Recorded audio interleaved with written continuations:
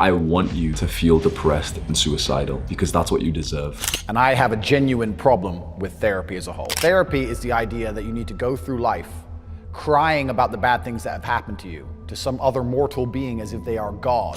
Hey y'all, today we're going to talk about why therapy's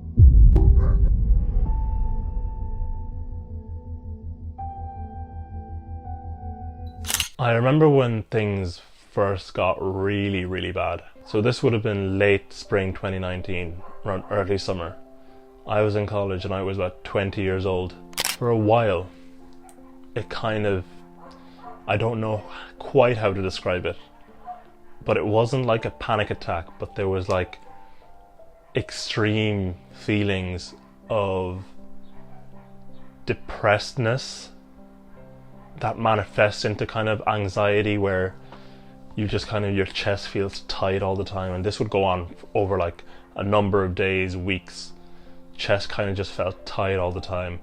From the moment I'd wake up to the moment I'd go to sleep, there was just this constant cloud over me.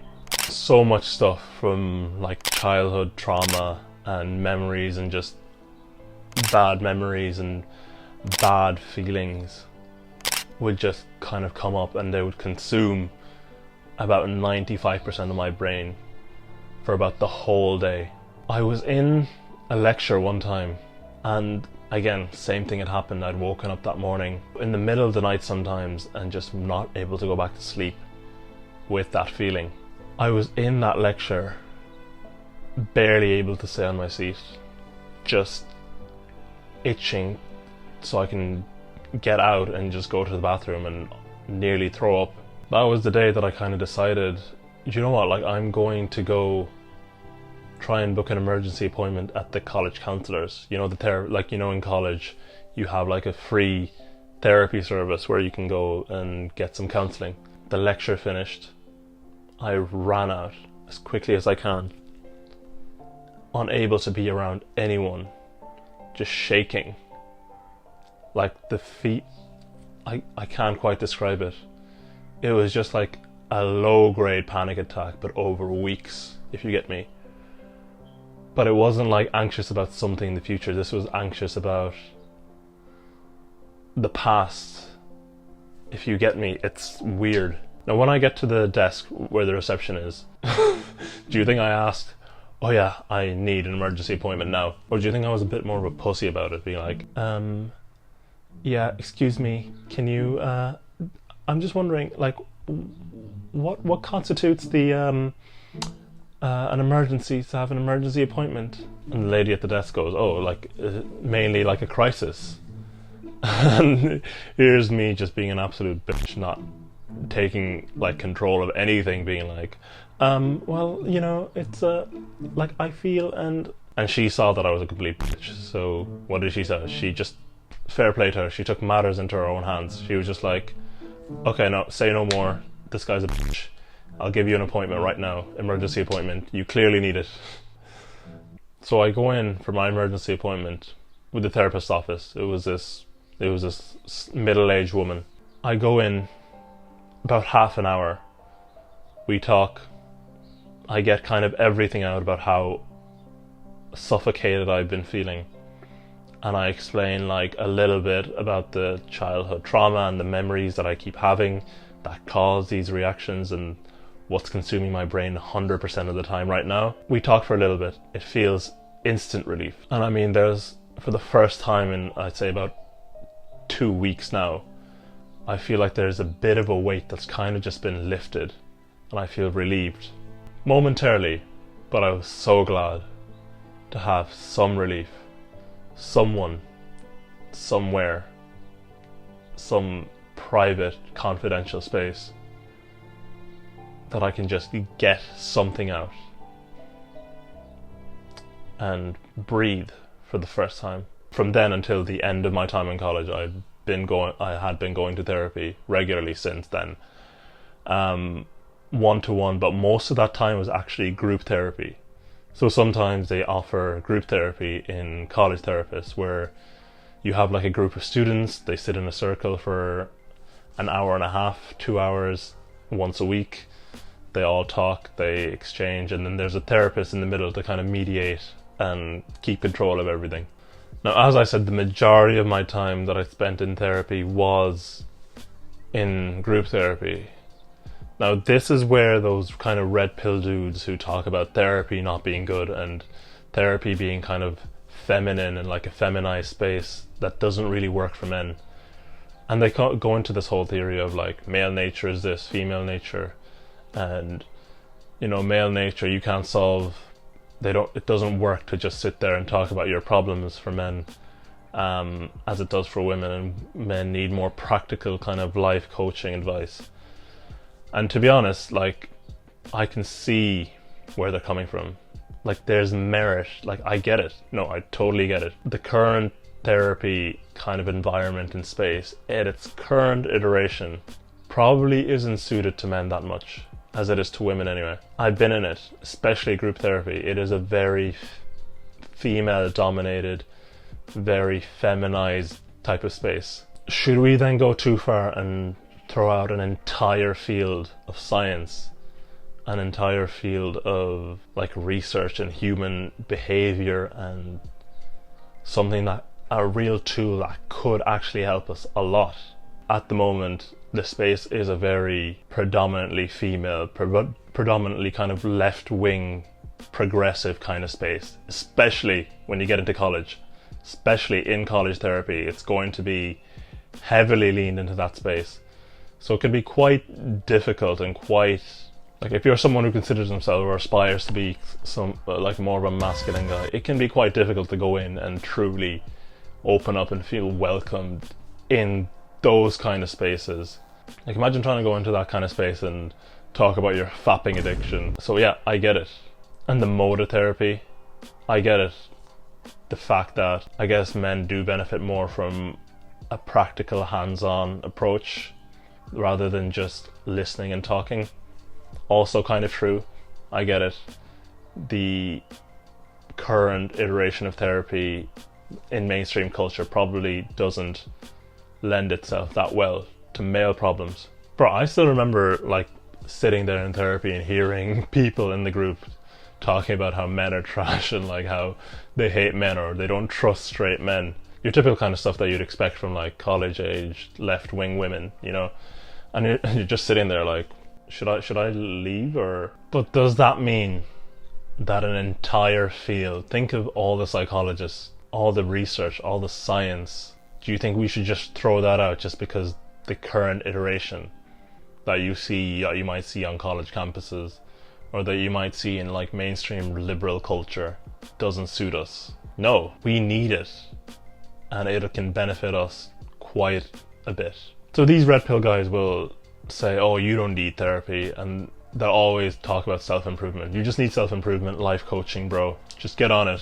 You can go to the gym, you can get fit, you can get strong, you can improve your life, you can make money and blossom into the best version of yourself, and that's all you need. That's possible. You could do that, and you don't need to spend a single time psychoanalyzing anything. Like, personally, working out and embracing masculinity has changed my life and has improved me a lot, and I do agree there's a lot to be said for it. Hey, why am I making videos on it? Like, there is a lot to be said for it, but sometimes that's just not enough though. For some people it can be, but sometimes there's things going on that are a lot deeper that you can't just self-improvement your way out of. Sometimes there truly are limits, and those limits are shaped by your identity.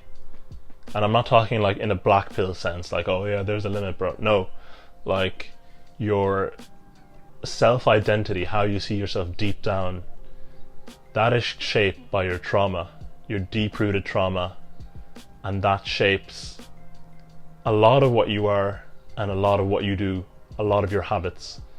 And sometimes things like that, when it comes to trauma, deep-rooted trauma that can fundamentally shape who you are, sometimes you can't just gym or cold shower or meditate your way out of those kind of things. If you have like deep-rooted self-esteem issues, deep-rooted childhood trauma, You can't just be confident bro your way out of them.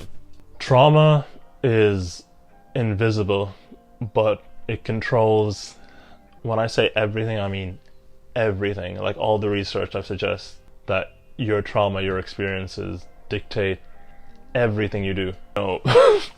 Like your breathing, your micro expressions, your mannerisms, the things that you're not consciously aware of, that you can't like consciously change. Or have you ever thought of a time when someone talks about someone and they've said something like, oh, like, I don't know, I just got a bit of an energy off that person.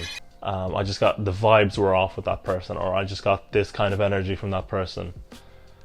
And that person maybe they haven't done anything, or they haven't like done or said or even caused anything, but there's still some feeling that you do get, right? Like there's some vibe. These are things that we can't consciously explain or we can't think of, but as humans we do pick up on them. That energy is, unfortunately, it's shaped by your trauma. It's shaped by deep down your deep-rooted self-esteem, your deep-rooted issues, your deep-rooted like psychological sort of problems. They manifest and they come out through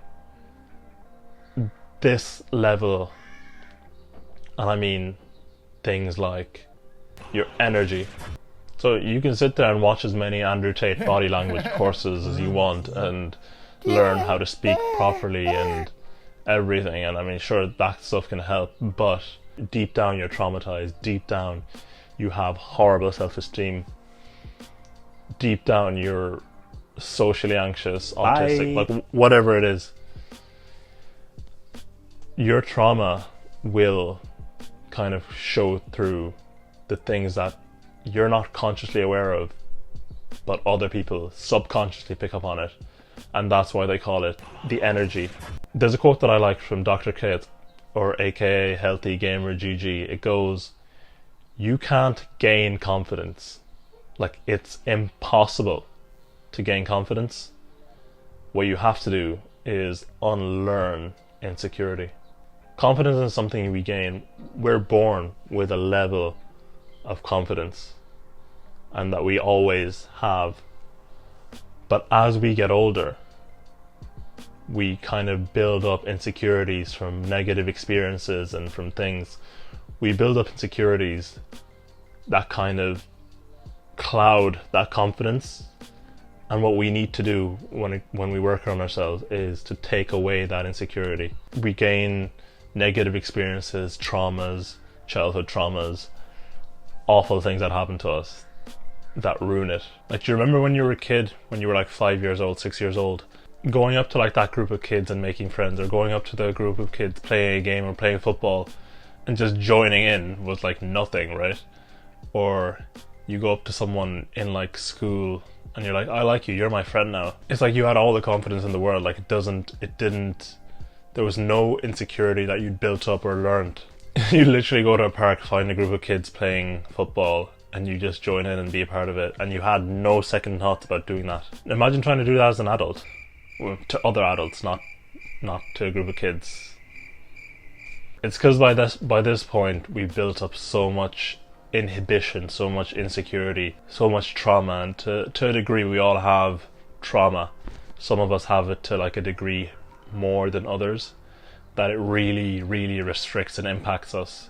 So you have to kind of break that down and unlearn that. How do you do that? You have to sit down and consciously make a conscious effort to sit down, unpack it, go through all your childhood traumas, your insecurities, your deep-rooted self-esteem issues, figure out why you have bad self-esteem, what happened in your childhood, and try and like basically figure it out, unpack it.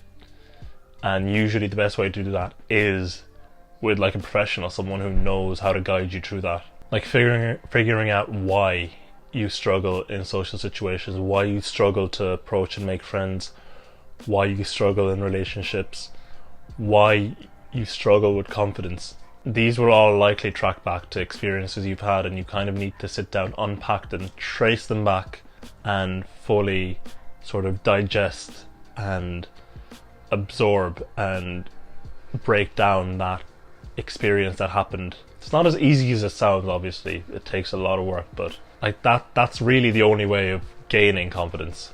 You can do all the self-improvement you want. You can watch as many alpha male videos as you want telling you to have this body language and walk like this and talk like this and speak with this cadence and deepen your voice and go out and join this club, or just go and cold approach 20 women a day, bro, and get someone's number. That stuff can really improve, can help and improve you. It can. But you'll find that even if you persist and you persevere and you train yourself to go out and approach 10 people a day, there will always be that limit, that barrier that you just can't seem to break past. And that limit is your self-identity. It's your identity, it's how you see yourself, it's your self-esteem, and that's your trauma that's holding you back. Ultimately, when you run into that social situation and you feel your body start to physically shut down against your will, pretty much, and you just can't seem to apply yourself to do the things that you learned that you're supposed to do, that's your old sort of traumatized identity taking over. You might have noticed yourself, like, I've done everything right, I've done this thing, I've done that thing, I've looks max, I've built the body, I've read this book on body language, on social skills, I've watched this many Tate and Hamza videos, I've got the right alpha male body language. And still you might have noticed that there is this limit that's holding you back from truly being what you imagined yourself you'd be. But you still can't seem to break through and be that social butterfly alpha male that you'd hoped you'd be when you started, self-improvement a year ago. You can't go into a room and just be the life of the party like you imagined that you'd do. You can't get into the conversation, connect with people as easily as you'd hoped. You can't get people to take to you as quickly or as easily as you notice other more confident people, more naturally confident people are able to do. You can't go in and just take over a convo like you notice your Chad friend might be able to do a lot easier than you do. Even after all the work and all the self-improvement and the body language and the looks maxing that you've done, that's the limit of your deep-rooted identity of how you your self-belief, of how you actually feel about yourself. It's limiting you from going and taking that actions. And that's that comes out in ways like, as I said, your mannerisms that you're not consciously aware of, the micro expressions of your face that you're not consciously aware of. You can go in and be like, yeah, alpha male body language, let's go. That's not really gonna stick when it comes to reacting to certain off the cuff social situations where it's okay, your energy, do you get what I mean? Certain off the cuff social situations that require sort of almost unconscious but automatic, your autonomic nervous system, your automatic reactions, your automatic sort of little mannerisms that you've built up, your automatic little micro facial expressions in your face that are all impacted by your traumas, your experiences, and how you deep down feel about yourself, regardless of whether you have a six-pack now or not.